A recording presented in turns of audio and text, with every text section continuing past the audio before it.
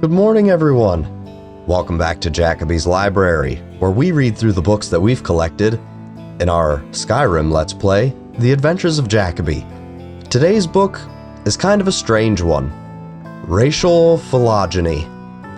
It covers what happens when different races and species get together and make offspring. Sort of an interesting read, but yeah.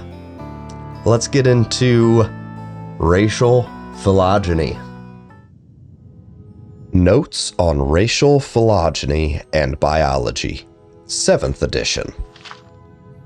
After much analysis of the living specimens, the Council long ago determined that all races of elves and humans may mate with each other and bear fertile offspring.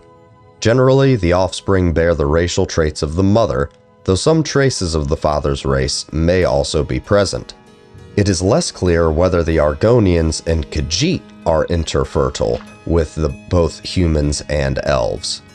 Though there have been many reports throughout the eras of children from these unions, as well as stories of unions with Daedra, there have been no well-documented offspring. Khajiit differ from humans and elves not only their skeletal and dermal physiology, the fur that covers their bodies, but their metabolism and digestion as well. Argonians, like the Drew, appear to be a semi-aquatic, troglophile form of humans, though it is by no means clear whether the Argonians should be classified with Drew, men, mare, or, in this author's opinion, certain tree-dwelling lizards in Black Marsh.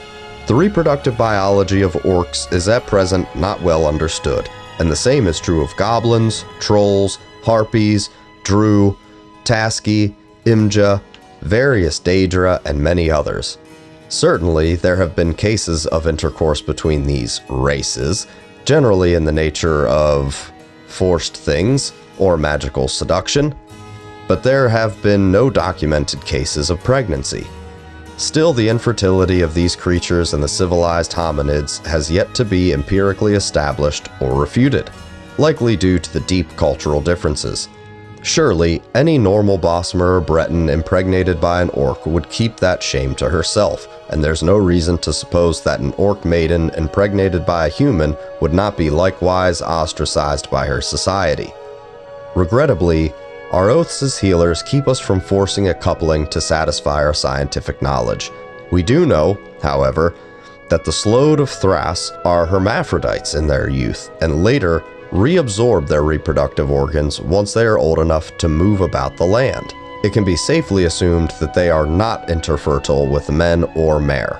One might further wonder whether the proper classification of these same races, to use the imprecise but useful term, should be made from the assumption of a common heritage, and the differences between them have arisen from magical experimentation, the manipulation of the so-called earth bones, or from gradual changes from one generation to the next.